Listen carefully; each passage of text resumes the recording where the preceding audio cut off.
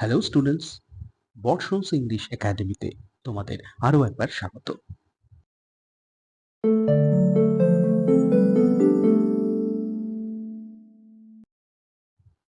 West Bengal council for higher secondary education প্রদত্ত class 11-এর English textbook আর রিয়েলএমে দেওয়া দ্য স্বামী অ্যান্ড মাদার ওরশিপ টেক্সটটি আমরা পড়ছি।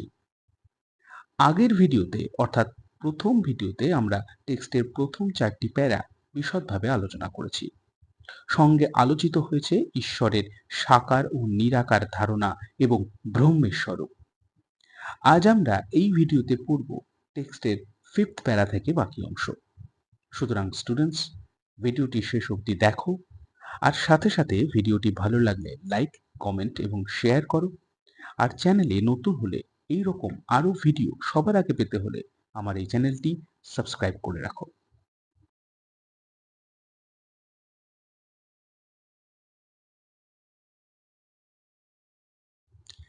Another day, he was going with me to visit the old Mahorshi Debendranath Tagore in the seclusion of his home in Jorashanko.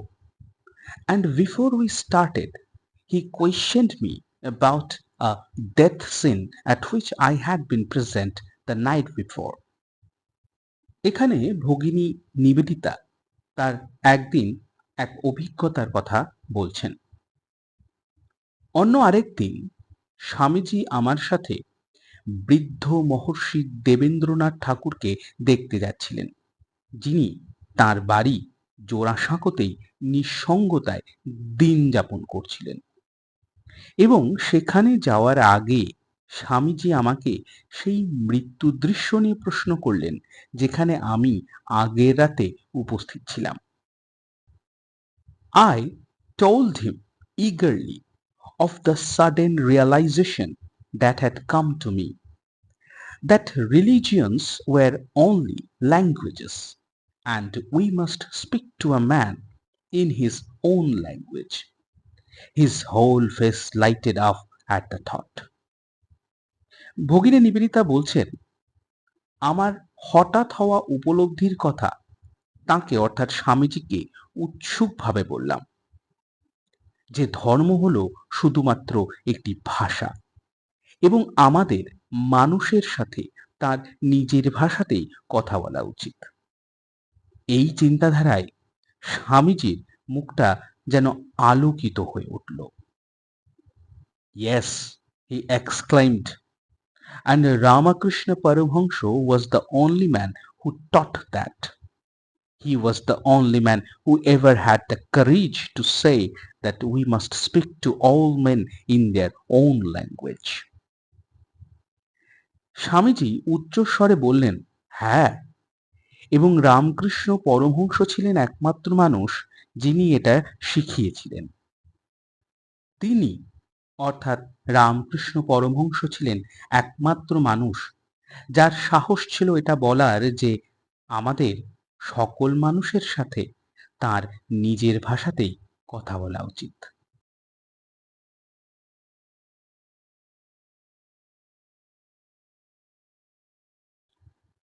Yet there came a day when he found it necessary to lay down with unmistakable clearness his own position in the matter of mother worship.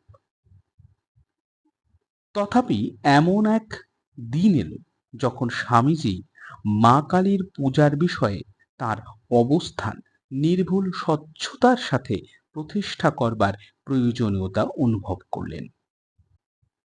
I was about to lecture at the Kali Ghat, and he came to me to instruct me that if any foreign friends should wish to be present, they were to remove their shoes and sit on the floor like the rest of the audience.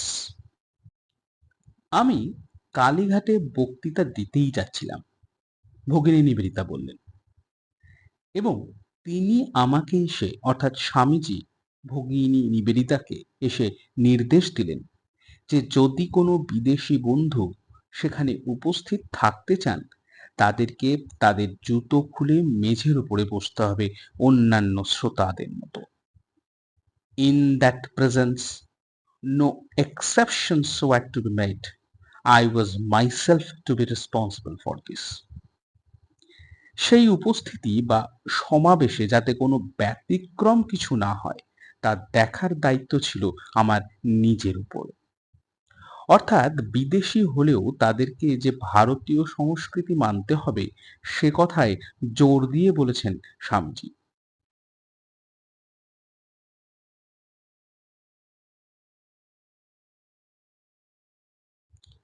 After saying all this, however, he lingered before going, and then, making a shy reference to Colonel Hayes' poem of the Guardian Angels, he said, "That is precisely my position about Brahma and the gods. I believe in Brahma and the gods and not in anything else." যাই হোক, এসব বলার পরে চলে যাওয়ার আগে তিনি আরো কিছুক্ষণ থেকে গেলেন। তারপর কুণ্ঠিতভাবে কলোনেল হের লেখা কবিতা গার্জিয়ান অ্যাঞ্জেলসের প্রসঙ্গ টেনে বললেন, ব্রহ্ম এবং ঈশ্বর সম্পর্কে আমার অবস্থান ঠিক এই রকম। আমি ব্রহ্ম এবং দেবদেবীতে বিশ্বাস করি এবং অন্য কোনো কিছুতেই আমার বিশ্বাস নেই। প্রসঙ্গত উল্লেখ্য যে কলোনেল জন হে ছিলেন 19 শতকের একজন স্কটিশ কবি। তাঁর কবিতা গার্জিয়ান অ্যাঞ্জেলসে সম্ভবত দৈবের ধারণা দেওয়া আছে।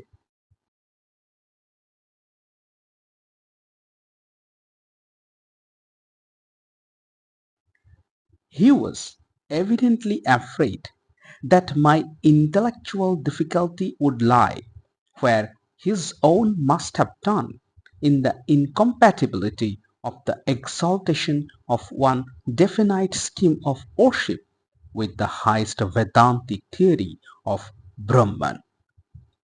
স্পষ্টতই স্বামীজি আতঙ্কিত ছিলেন যে বেদান্তের চরম ব্রহ্মবাদের তত্ত্ব দ্বারা কেবল একটি বিশেষ পূজা পদ্ধতিকে উন্নীত করবার মধ্যে যে অসঙ্গতি রয়েছে তা বুঝতে আমার হয়তো অসুবিধা হবে, যেমনটা তার নিজেরও নিশ্চয়ই হয়েছিল। He did not understand that to us who stood about him, he was himself the reconciliation of these opposites and the witness to the truth of each. তিনি বুঝতে পারেননি যে আমরা যারা তাঁর অর্থাৎ স্বামীজির সান্নিধ্যে ছিলাম তাদের কাছে তিনি নিজেই ছিলেন ওইসব বৈপরীত্য ধারণার সমন্বয় এবং তার প্রতিটি সত্যের সাক্ষী। অর্থাৎ বেদান্ত দর্শনে ঈশ্বরের স্বরূপ এবং উপাসনা পদ্ধতি নিয়ে কিছু আপাত বিপরীত ধারণার উল্লেখ রয়েছে। স্বামী বিবেকানন্দ ভেবেছিলেন তাঁর শিষ্যদের, বিশেষ করে এখানে ভগিনী নিবেদিতার, সেসব বুঝতে সমস্যার সম্মুখীন হতে হবে। কিন্তু ভগিনী নিবেদিতা বলেছেন যে তাঁদের সাথে স্বামী বিবেকানন্দ স্বয়ং রয়েছেন, যার কারণে তাদের সেসব সমস্যার মুখোমুখি হতে হয়নি, যদিও স্বামীজি সেটা বুঝতে পারেননি।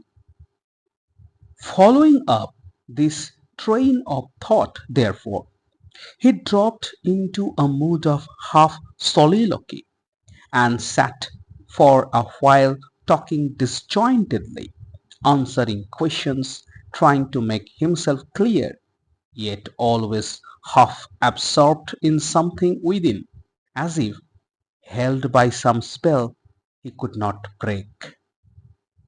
সুতরাং এই চিন্তাধারাকে অনুসরণ করে স্বামীজি অনেকটা স্বগতোক্তির সুরে বলতেন, আবার বসে অসংলগ্ন কথা বলতেন, প্রশ্নের জবাব দিতেন, তথাপি নিজের ভেতরে কোনো চিন্তায় অর্ধমগ্ন থাকতেন সারাক্ষণ, যেন কোনো জাদুমন্ত্রে তিনি আবিষ্ট হয়ে রয়েছেন যা থেকে তিনি বেরোতে পারছেন না।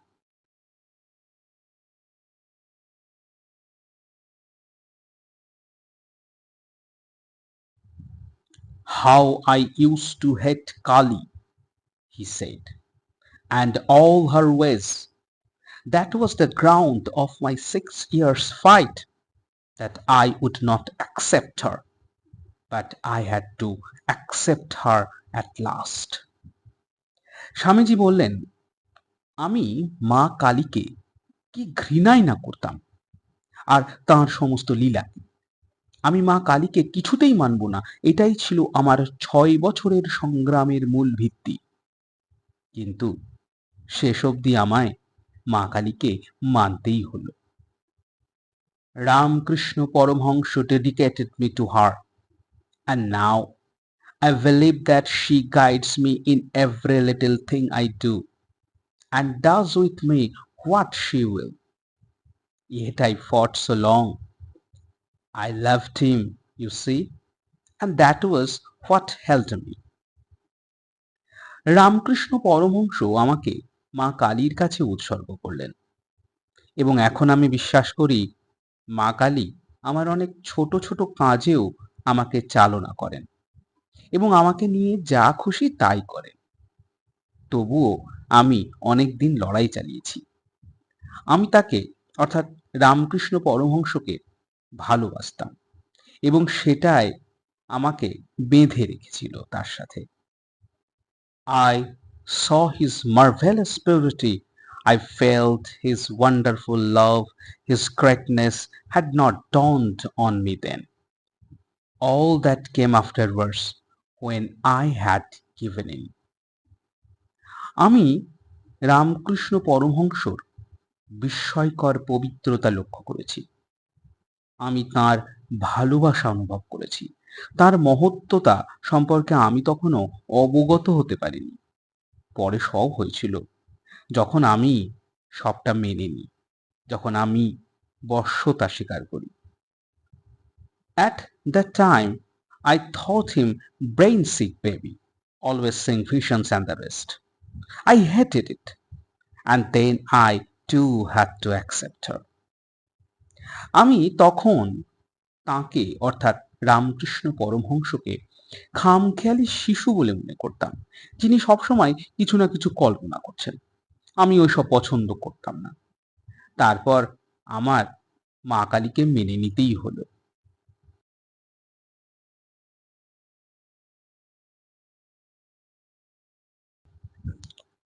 No, the thing that made me do it is a secret that will die with me. I had great misfortunes at that time. It was an opportunity. She made me a slave of me. Those were the very words. A slave of you. ভগিনী নিবেদিতা এখানে সেই সময় স্বামীজির বলা কথাগুলো বলে চললেন। না, যা আমাকে এটা করতে বাধ্য করেছে তা এমন একটা রহস্য বা গোপনীয় বিষয়, যা আজীবন আমার মধ্যেই থেকে যাবে। সে সময় আমার ভীষণ দুর্ভাগ্য চলছিল, আর সেই সুযোগেই মা কালী আমাকে তার গোলাম করে নিলেন। কথাগুলো ঠিক এই রকম ছিল, তুই আমার গোলাম হবি। And Ramakrishna Paramhansa made me over to her. Strange. He lived only 2 years after doing that, and most of the time he was suffering. Not more than 6 months did he keep his own health and brightness. এবং রামকৃষ্ণ পরমহংস আমাকে মা কালীর কাছে সঁপে দিলেন। অদ্ভুত! এটি করবার পর তিনি মাত্র 2 বছর বেঁচে ছিলেন, এবং বেশিরভাগ সময়ই তিনি রোগে ভুগছিলেন। নিজের স্বাস্থ্য এবং ঔজ্জ্বল্য তিনি 6 মাসের বেশিও ধরে রাখতে পারেননি। কিভাবে স্বামীজি প্রাথমিকভাবে মা কালীকে না মানলেও শেষ পর্যন্ত শ্রী রামকৃষ্ণ পরমহংসের প্রভাবে ধীরে ধীরে তাঁকে মেনে নিলেন, সে সম্পর্কে স্বামীজি ভগিনী নিবেদিতাকে যা যা বলেছেন সে সবই এখানে ভগিনী নিবেদিতা উল্লেখ করেছেন।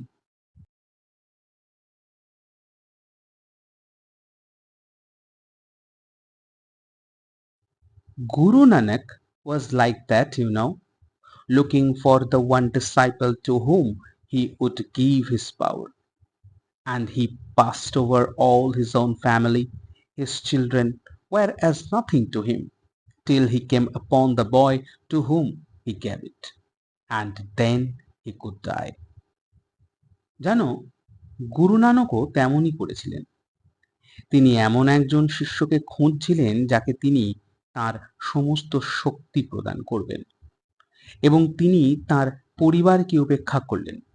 তার সন্তানরা যেন তার কাছে কিছুই ছিলেন না, যতদিন না তিনি সেই বালকের সন্ধান পেলেন যাকে তিনি তার সমস্ত শক্তি প্রদান করলেন, এবং তারপর তিনি মারা গেলেন।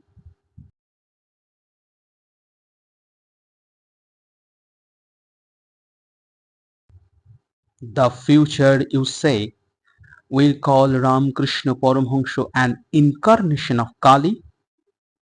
Yes, I think there is no doubt that she worked up the body of Ramakrishna for her own ends. Swamiji ভগিনী নিবেদিতাকে বলছেন, তুমি বলো না, ভবিষ্যতে সকলে বলবে রামকৃষ্ণ পরমহংস কালীরই অবতার। হ্যাঁ, আমি মনে করি এতে কোনো সন্দেহ নেই যে তিনি অর্থাৎ মা কালী রামকৃষ্ণর শরীরকে নিয়ে নিজের উদ্দেশ্য পূরণের জন্য যা ইচ্ছা তাই করেছেন।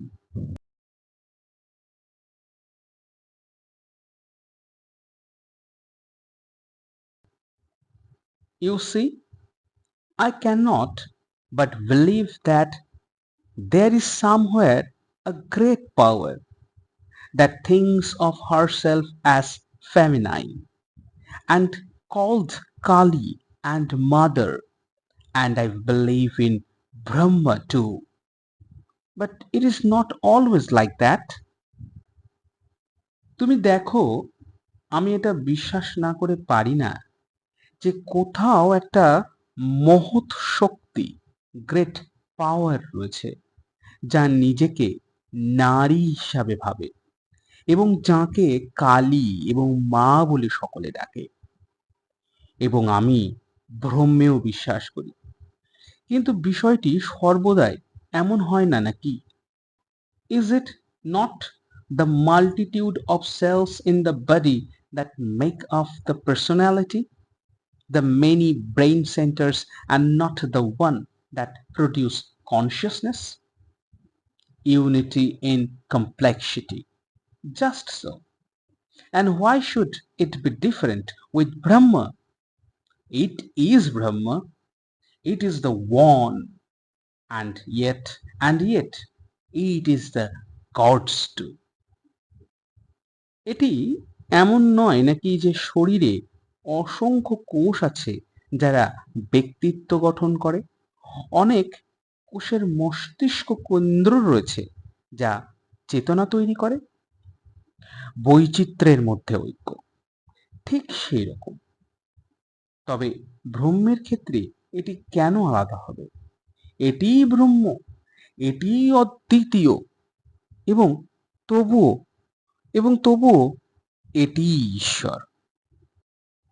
সিস্টার নিবেদিতার লেখা এই এসেটির শুরুতেই আমরা দেখেছি যে স্বামীজির ঈশ্বরের ধারণা সম্পর্কে ভগিনী নিবেদিতা বেশ ধন্যে ছিলেন। স্বামীজি একাধারে ব্রহ্মে বিশ্বাসী। তাঁর কাছে ব্রহ্মই পরম সত্য, আর সেই ব্রহ্মই সেই নিরাকার ঈশ্বর যা এই বিশ্ব ব্রহ্মাণ্ডকে নিয়ন্ত্রণ করেন। কিন্তু তা সত্ত্বেও স্বামীজি মা কালীর পূজারী। এখানেই নিবেদিতার মনে প্রশ্ন জেগেছিল যে স্বামীজির ঈশ্বরের সম্পর্কে ধারণা তবে ঠিক কি? উপরিক্ত এই প্যারাটিতেই নিবেদিতা উল্লেখ করেছেন যে কিভাবে স্বামীজি তাঁর মনের সেই দ্বন্দ্ব নিরসন করেছেন।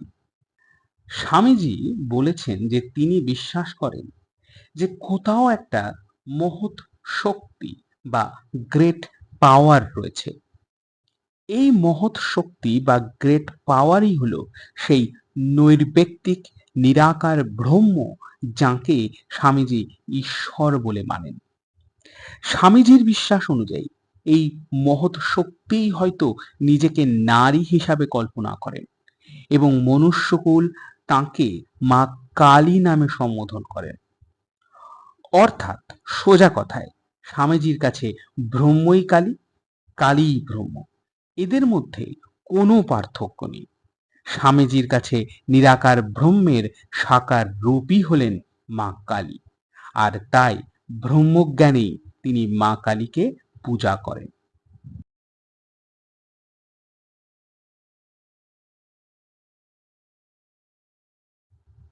Similarly, he had returned from a pilgrimage in Kashmir, saying, "These gods are not merely symbols, they are the forms that the bhaktas have seen." একইভাবে তিনি কাশ্মীরের তীর্থযাত্রা থেকে ফিরে বলেছিলেন, এই দেবদেবীরা শুধুমাত্র প্রতীক নন, তাঁরা হলেন সেই আকার যাদের ভক্তরা দেখতে পায়। And it is told of Sri Ramakrishna that he would sometimes speak coming out of samadhi of the past experience of that soul that dwelt within him. He who came as Rama, as Krishna, as Jesus dwells here, and then would add playfully, turning to his chief disciple, "But not in your Vedanta sense, Naren." এবং শ্রী রামকৃষ্ণ সম্পর্কেও এটা বলা হয় যে সমাধি থেকে জেগে উঠে তিনি মাঝে মাঝে তার শরীরের মধ্যে যে আত্মা রয়েছে তার অতীত অভিজ্ঞতা সম্পর্কে বলতেন। এই সেই আত্মা যে রাম হয়ে এসেছিলেন, যে কৃষ্ণ রূপে যিশু রূপে এখানে বাস করেন, নিজেকে দেখিয়ে রামকৃষ্ণ বলতেন। তারপর তার প্রধান শিষ্য স্বামী বিবেকানন্দর দিকে তাকিয়ে মজার ছলে বলতেন, কিন্তু তোমার ওই বেদান্তর অর্থে নয় নরেন। অর্থাৎ স্বামীজির মতে ব্রহ্মর ধারণা যেহেতু বিমূর্ত ধারণা, তাই সাধারণ ভক্তগণ সেই ব্রহ্মরূপী ঈশ্বরকে প্রত্যক্ষ করতে না পারার কারণে ব্রহ্ম স্বরূপ সম্পর্কে বুঝতে পারেন না। তারা যা দেখতে পান তা হলো আকারযুক্ত দেবদেবী, তাই তাদেরকেই ভক্তগণ পূজা করেন। স্বামীজির মতে তারা সেই দেবদেবীর পূজার মাধ্যমে আসলে সেই পরম ব্রহ্মকেই পূজা করেন, তাই মূর্তি পূজায় তিনি কোনো দোষ দেখতে পান না। আবার শ্রী রামকৃষ্ণ পরমহংস নিজেকে দেখিয়ে বলতেন যে ওনার মধ্যে যে আত্মা রয়েছে তাই রামরূপে, কৃষ্ণরূপে, যিশুরূপে এই পৃথিবীতে অবতীর্ণ হয়েছিলেন। অর্থাৎ নিরাকার সর্বশক্তিমান পরম ব্রহ্ম মাঝে মাঝে বিশেষ উদ্দেশ্যে সাকার রূপ ধারণ করে এই পৃথিবীতে অবতীর্ণ হন। তাঁরা আসলে সেই পরম ব্রহ্মই যারা যুগে যুগে আবির্ভূত হয়ে এসেছেন।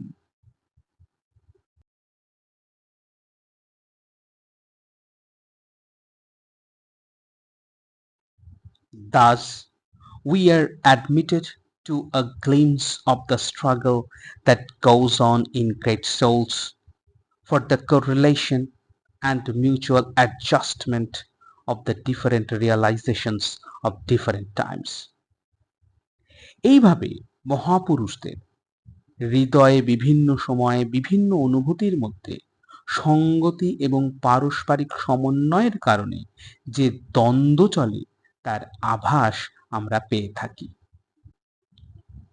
On the one side the mother, on the other side Brahma. We are reminded of the Swami's own words heard long ago. The impersonal God seen through the mists of sense is personal. In truth, it might well be that the two ideas could not be reconciled. Both conceptions could not be equally true at the same time. একদিকে মা কালী, অন্যদিকে ব্রহ্ম। অনেকদিন আগে বলা স্বামীজির একটি কথা মনে পড়ে গেল। জ্ঞানের কুয়াশার মধ্যে দিয়ে যে নৈর্ব্যক্তিক ঈশ্বর দেখা যায় তাই ব্যক্তিগত বা সাকার ঈশ্বর। সত্যি বলতে এই দুইটি ধারণার মধ্যে কখনোই মিলন ঘটানো সম্ভব নয়। দুইটি ধারণাই একই সঙ্গে সমানভাবে সত্য হতে পারে না। স্বামীজির মতে মানুষের জ্ঞান সীমিত। তাদের এই সীমিত জ্ঞান দিয়ে অসীম ব্রহ্মর স্বরূপ বোঝা দুষ্কর। মানুষ তার এই সীমিত জ্ঞান দিয়ে সাকার দেবদেবীর মাধ্যমেই সেই নৈর্ব্যক্তিক ঈশ্বরের কাছে পৌঁছাতে চায়। It is clear enough that in the end, as a subjective realization, either the mother must become Brahma or Brahma the mother. One of the two must melt into the other, the question of which, in any particular case, depending on the destiny and the past of the worshipping soul. এটা যথেষ্ট স্পষ্ট যে শেষে আমার অর্থাৎ এখানে ভগিনী নিবেদিতার আত্ম অনুভূতিতে মনে হয় হয় মা কালী ব্রহ্ম নতুবা ব্রহ্মই মা কালী। দুইটির একটি অপরটিতে বিলীন হবেই, কিন্তু বিশেষ ক্ষেত্রে সেটা নির্ভর করছে উপাসনাকারী বা সাধকের আত্মার ভাগ্য এবং তার পূর্বের কর্মফলের প্রশ্নের উপর।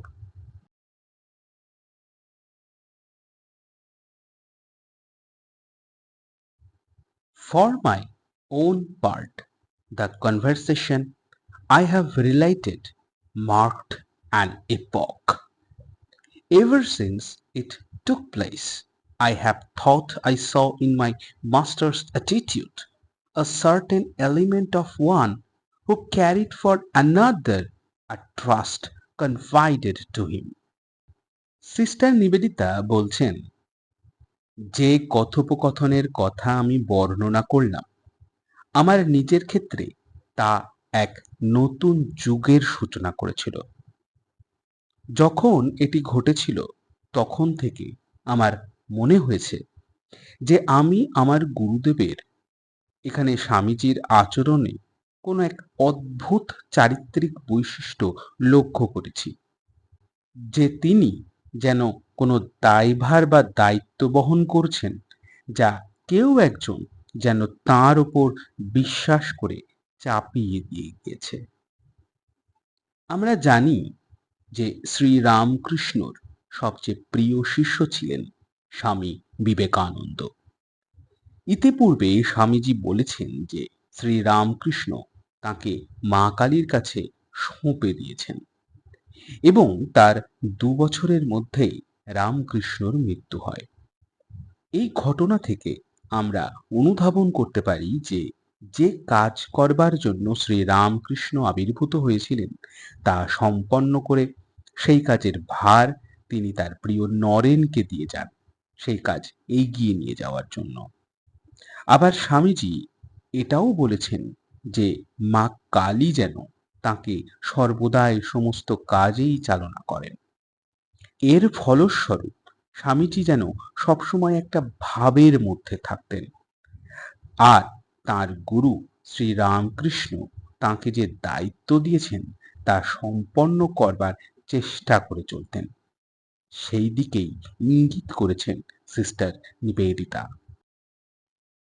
He would always, when asked to explain the image of Kali, speak of it as the book of experience, in which the soul turns page after page only to find that there is nothing in it after all. And this, to my own mind, is the final explanation. যখন কালী মূর্তি সম্পর্কে ব্যাখ্যা চাওয়া হতো তখন স্বামীজি সর্বদাই মা কালীকে অভিজ্ঞতার গ্রন্থরূপে উল্লেখ করতেন, যার মধ্যে আত্মা বা ব্যক্তি পৃষ্ঠার পর পৃষ্ঠা উল্টে যান এবং অবশেষে দেখেন যে সেখানে কিছুই নেই। আমার মনে হয় ভগিনী নিবেদিতা বলছেন এইটি অন্তিম ব্যাখ্যা। অর্থাৎ ভগিনী নিবেদিতা বলতে চাইছেন পরম নিরাকার ব্রহ্মের সাকার পার্থিব দেবী মূর্তি হলেন মা কালী। তিনিই ব্রহ্ম। পার্থিব জগতে মানুষ তাঁর উপাসনা করে। ভক্তিভরে উপাসনা করতে করতে তারা পার্থিব সুখের অন্বেষণ করেন, কিন্তু পরিশেষে তারা দেখেন যে তিনি অর্থাৎ মা কালী নিজেই সেই অনন্ত পরম শক্তিমান ব্রহ্ম। তিনি শুধুই পার্থিব দেবী মূর্তি নন। Kali the mother is to be the worship of the Indian future. In her name will her sons find it possible to sound many experiences to their depths. And yet, in the end, their hearts will return to the ancient wisdom, and each man will know when his hour comes that all his life was but as a dream. অর্থাৎ ভগিনী নিবেদিতা এখানে বলছেন মা কালী হবেন ভারতবর্ষে ভবিষ্যতের উপাস্য দেবী। তার নাম দিয়ে তার সন্তানরা বিভিন্ন অভিজ্ঞতার গভীরে পৌঁছাতে সমর্থ হবেন, কিন্তু তথাপি শেষে তাদের হৃদয় সেই প্রাচীন জ্ঞান লাভ করবে, এবং যখন তার শেষ সময় আসবে তখন প্রত্যেকেই জানবে যে তার জীবন ছিল এক স্বপ্ন মাত্র। সিস্টার নিবেদিতা এখানে বলতে চাইছেন যে মা কালীর উপাসনা করতে করতে সাধারণ মানুষের এই উপলব্ধি হবে যে মা কালী পরম ব্রহ্মের সাকার রূপ, এবং তার এই মানব জীবন সেই ব্রহ্মেরই অংশ। ব্রহ্ম থেকেই এর উৎপত্তি। আবার পার্থিব শরীরের মৃত্যুর পর তার আত্মা সেই পরম ব্রহ্মই মিলিত হয়। এই উপলব্ধির পর তার এই জ্ঞান হয় যে তার এই পার্থিব জীবন এক স্বপ্ন মাত্র, অর্থাৎ এই জীবন শুধুই কল্পনা, কারণ এই পার্থিব জীবন সেই ব্রহ্মেরই অংশ। ঠিক যেমনটা অদ্বৈত বেদান্ত দর্শনে বলা হয়েছে, ব্রহ্মই সত্য, জগৎ মিথ্যা।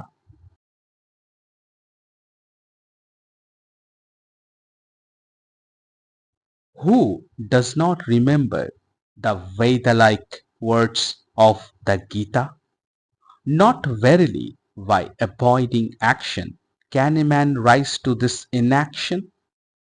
May we not similarly know for a certainty that not without going through this experience can we reach the realization at the end? বেদ সদৃশ গীতার সেই কথাগুলো কার না মনে আছে? না, সত্যি কর্মকে উপেক্ষা করে কোনো মানুষ কি নিষ্ক্রিয়তায় পৌঁছাতে পারে? ঠিক একইভাবে আমরা কি নিশ্চিতভাবে জানতে পারি না যে এই অভিজ্ঞতার মধ্যে দিয়ে না গেলে পরিশেষে আমাদের সেই উপলব্ধি হয় না?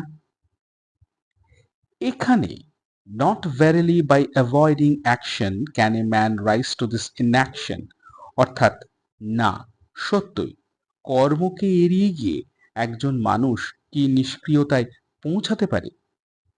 সিস্টার নিবেদিতা এখানে ভগবত গীতার ৩য় অধ্যায়ের ৪ নম্বর শ্লোকটি উদ্ধৃত করেছেন। এখানে ইনঅ্যাকশন বা নিষ্ক্রিয়তা মানে শারীরিক নিষ্ক্রিয়তা নয়, বরং মনের আসক্তিহীন এবং স্থির একটি অবস্থা, যেখানে কেউ নিজের কামনা, অহংবোধ বা কর্মের ফলের প্রতি আসক্ত না হয়ে কর্ম সম্পাদন করে।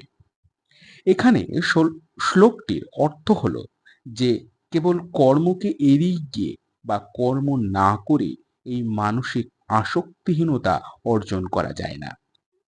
পরিবর্তে একজনকে অবশ্যই কর্মের ফলের আশা না করে কর্তব্যবোধের সাথে নিঃস্বার্থ কর্মে অর্থাৎ নিষ্কাম কর্মে নিযুক্ত হতে হবে। মোট কথা, গীতা বলছে যে সত্যিকারের নিষ্ক্রিয়তা বা ইনঅ্যাকশন, যাকে মানসিক শান্তি এবং আসক্তিহীনতা বলা হচ্ছে, কেবলমাত্র সঠিক মানসিকতার সাথে কর্ম নিযুক্ত হওয়ার মাধ্যমে অর্জন করা যায়, কর্মকে সম্পূর্ণ এড়িয়ে যাওয়ার মাধ্যমে নয়। নিবেদিতা বলছেন এই নিষ্কাম কর্মের অভিজ্ঞতার মধ্যে দিয়ে যেতে পারলেই শেষে এই অভিজ্ঞতা হবে যে ব্রহ্মই সব। Through the mother to Brahma, through new life and knowledge and many changes, through the struggles, the victories, and the defeats of the immediate future, to that safe haven of the soul where all is one and all is peace. মা কালীর মাধ্যমে ব্রহ্ম নতুন জীবন এবং জ্ঞান এবং বহু পরিবর্তনের মধ্যে দিয়ে নিকট ভবিষ্যতের বহু দ্বন্দ্ব, বহু জয় পরাজয়ের মধ্যে দিয়ে আমরা কি আত্মার সেই নিরাপদ আশ্রয়, সেই পুণ্যলোকে পৌঁছাতে পারবো, যেখানে সবই এক, সবই সেই একক ব্রহ্মের অংশ এবং যেখানে শুধুই শান্তি। অর্থাৎ নিষ্কাম কর্মের অভিজ্ঞতার মধ্যে দিয়ে নতুন জীবনে প্রবেশ, জ্ঞান অর্জন, মনের পরিবর্তন ঘটিয়ে বহু মানসিক দ্বন্দ্বের মধ্যে দিয়ে গিয়ে শেষে আমাদের এই উপলব্ধি হবে যে পরিশেষে সবকিছুই সেই পরম ব্রহ্মের সাথেই মিলিত হবে। As I look more and more closely into the life of that great teacher whom I have followed, I see each day with growing clearness how he himself was turning the pages of the book of experience, and that it was only when he had come to the last word that he could lie back like a very child in the arms of his mother, to be wrapped away at last into the supreme revelation, knowing that all this was but a dream. সেই মহান গুরু এখানে স্বামী বিবেকানন্দ, যাকে আমি অনুসরণ করেছি। তার জীবনকে যখন আমি আরো কাছ থেকে দেখি, আমি দেখতে পাই যে প্রতিটি আর দিন ক্রমবর্ধমান পবিত্রতার সাথে তিনি নিজেই সেই অভিজ্ঞতার গ্রন্থের পাতা উল্টেছেন এবং তিনি যখন শেষ শব্দে পৌঁছেছেন, ক্লান্ত শিশুর মতো তিনি তার মা কালীর কোলে শুয়েছেন, এই পরম সত্য জেনে যে এই সব কিছুই শুধুমাত্র স্বপ্ন ছিল। অর্থাৎ স্বামীজি সারা জীবন ধরে তার এই সমস্ত উপলব্ধির অভিজ্ঞতার মধ্যে দিয়ে যেতে যেতে যখন সেই পরম সত্য অর্থাৎ সুপ্রিম রিভিলেশন উপলব্ধি করছেন, তখন তিনি বুঝতে পেরেছেন যে এই মানব জীবন শুধুই কল্পনার, শুধুই মায়ার, যেন স্বপ্নের মতো, যার আসলে কোনো পার্থিব অস্তিত্বই নেই। ডিয়ার স্টুডেন্টস, সুদীর্ঘ ২টি ভিডিওর মাধ্যমে আমরা দ্য স্বামী অ্যান্ড মাদারশিপ এই টেক্সটটি বোঝার চেষ্টা করলাম। এই টেক্সটির মধ্যে অনেক কিছুই রয়েছে, বিশেষ করে দার্শনিক উপলব্ধি। সে সবকিছুই এই ২টি ভিডিওতে বিশদভাবে আলোচনার চেষ্টা করা হয়েছে। আশা করি তোমরা সকলে সেসব বুঝতে পেরেছ। ভিডিওটা কেমন লাগলো তোমরা অবশ্যই কমেন্ট করে জানিও, আর ভালো লাগলে অবশ্যই লাইক করো। আর এইরকম আরো ভিডিও পেতে হলে আমার এই চ্যানেলটি অবশ্যই সাবস্ক্রাইব করে রাখো। সবাই ভালো থেকো, সুস্থ থেকো।